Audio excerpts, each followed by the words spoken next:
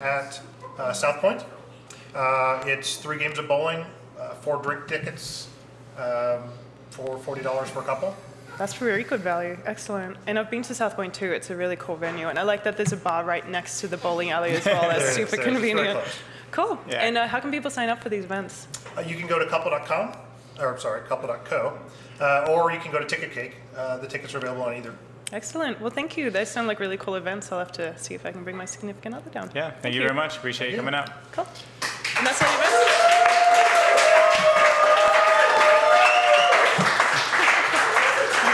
That is awesome.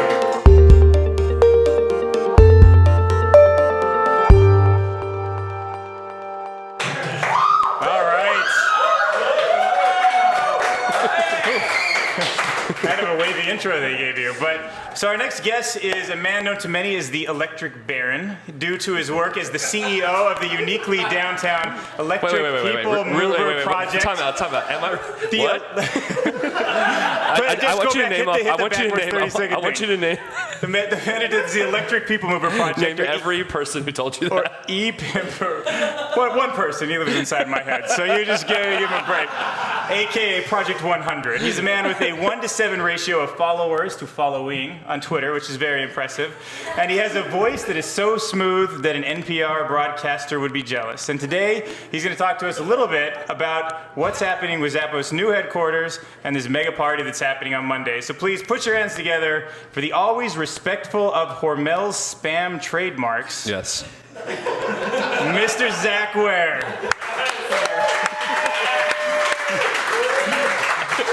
Okay, let's just get this out of the way. Talk about this building opening up right outside our window. Well, I have to do it in this voice now. It's very true. Quiet. So it's weird because at one point I was on the podcast and I was on the other side of the building and I walked in and thought I might have been too drunk the last time to realize I was on this side of the building and got really confused. So just outside of this window is the former Las Vegas City Hall, which on Monday will officially be the new Zappos headquarters.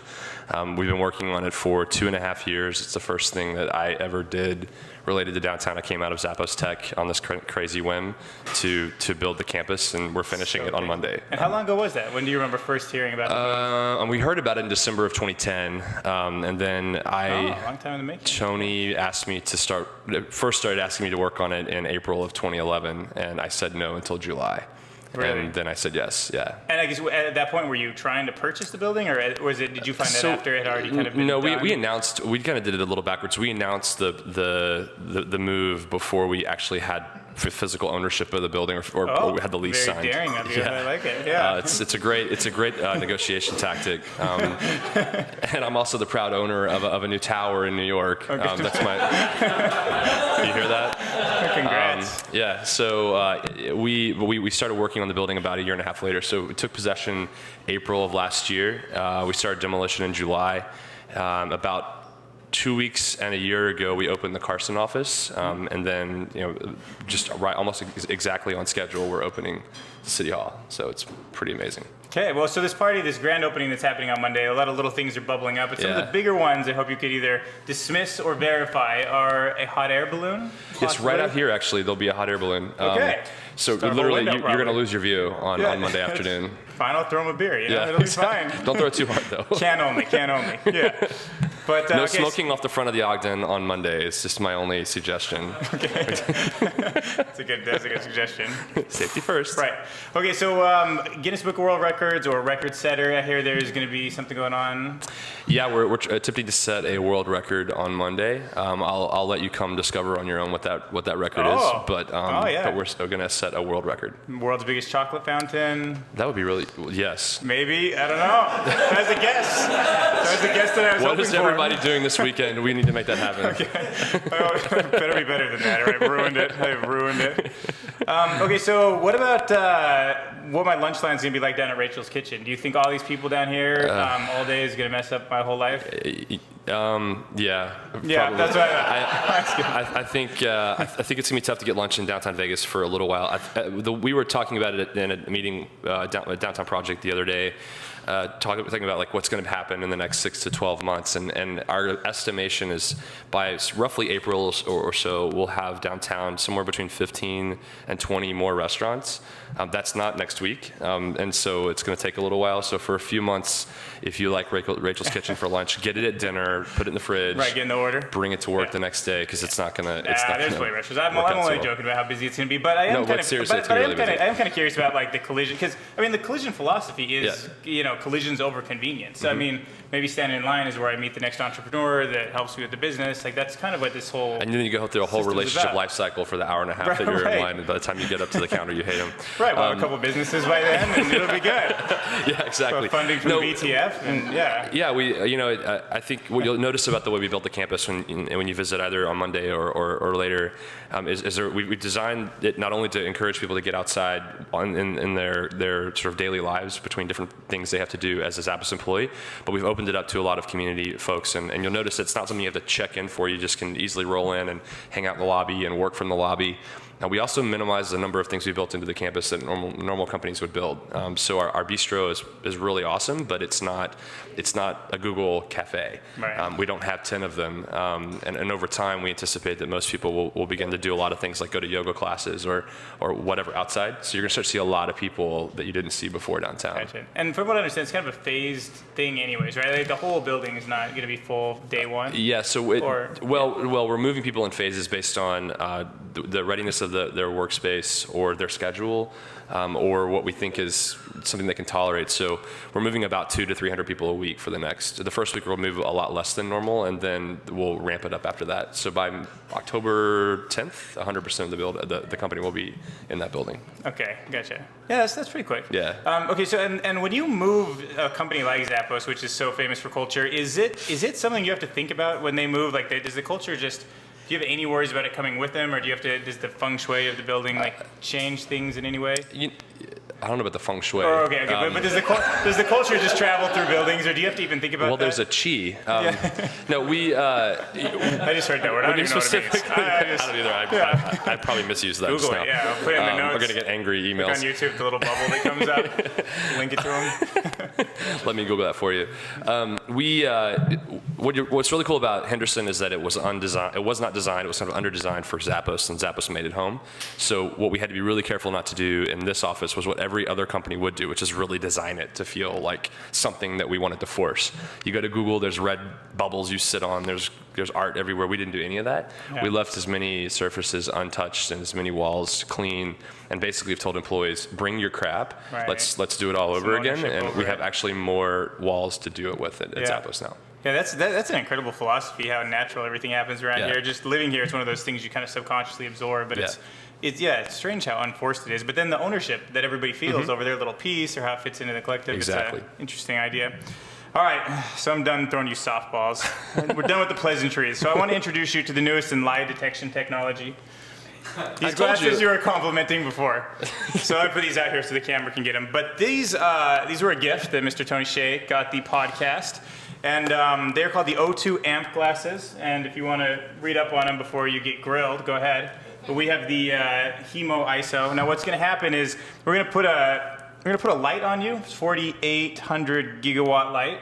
And what it's going to do is it's going to allow me with these glasses on to see what blood is going through your cheeks. So I guess this is how blushing happens. So we can definitely tell if you're lying. So I have one question that we're going to ask when I have these glasses on. Wait, you're going to put a light on me, or the glasses are light? Or the light? Pavel. Oh. Yeah, you're going to need to look me in the eye, though. Don't let the camera run. But we need to know about the new Zappos building. And is there any ghosts? They're dead people. He's telling the truth, people. No, I'm just kidding. He's lying. It's clean. It's clean. No ghosts. No dead people. All right, we'll throw you some more softballs. But let's talk about Elon Musk. I feel like I just got sunburned. Yeah, you might have. 4,800 gigawatts isn't even a real thing. Yeah. Who knows what that's going to do to you? I took your word for it. Okay, so tell me about Elon Musk, though, because he is a superstar. And I've heard that when you're getting the Teslas and everything, you got a chance to I guess, meet him or hang out with him, or you even came to visit? I'd love to hear more about what that experience was like. Yeah, so as a part of what we did with Tesla, we've gotten to be very close with Tesla, the company, and that's been amazing. So we're close with their tech organization, we're close with their engineering organization, and I've been fortunate enough to have the chance to talk to Elon a couple of times via email. And one of the things I did kind of a classic startup thing where I emailed him one day and said, I want to pick your brain. And we had gone back and forth, so I just kind of replied to an email about something totally different and said, hi, Elon, I'll come to you. Can I have an hour at some point? Like the most annoying question in the history of questions, right? and he said, no, but I haven't been to Vegas in a while. I'll come visit you, which was like, holy crap. So he was here. Cool. He was actually here. It might have been 3 weeks ago. We hung out for about 3 hours. Then had dinner at La Comida. That's cool. And drank a bunch of sangria. And it was a lot of fun. He's a brilliant guy. He's a great partner for us, and he's also just a really cool dude to hang out with.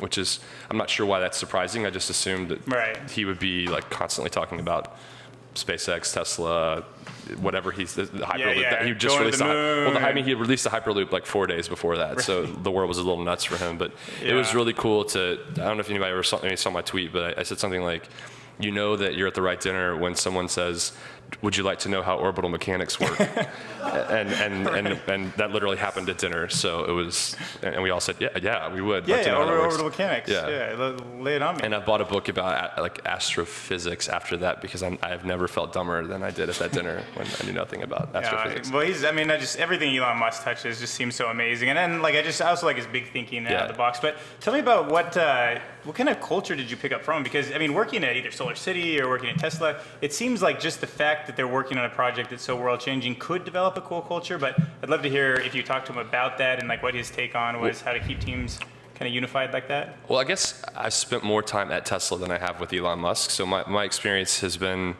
at Tesla. Oh, that's good. Yeah, so you can speak to the culture. Yeah, I've visited. I've spent full days there. I've had a really awesome exposure to who they are. They are a startup. I think they're close to 5,000 people now. They're a 5,000 person startup. They think like a startup. They're really good at a lot of things, and they're really bad at a lot of things. And that makes me feel that makes me feel really good. Like when we order, as long as it's not the brakes. Right, when we order, that's otherwise. Yeah, exactly. They're really good at building amazing cars, and then they're like, for example, like we have to figure out how to service a fleet of more than 100 of their cars, and they're like, we really don't know how to do that. And so figure it out with us. And they're the first to admit they don't know how to do stuff. Like when we bought the cars, we got 100 confirmation emails.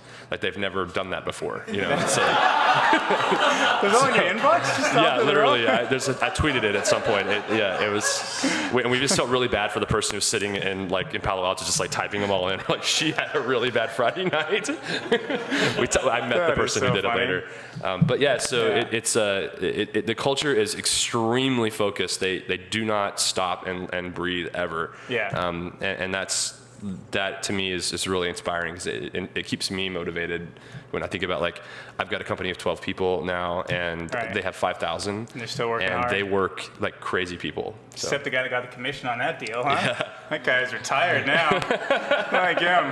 That guy answers emails really fast now, let me tell you. Okay, so the last topic I want to talk about is a super cool email I saw that you actually posted on your blog.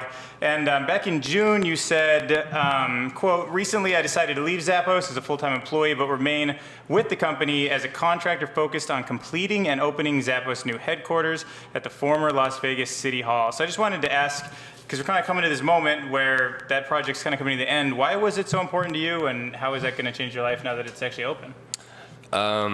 So there's a lot of people in this room that worked with me at Zappos, and I was a product guy. I wasn't a particularly massive product guy. I was relatively new at Zappos. I'd been here for about 6 or 8 months when I transitioned over to the campus.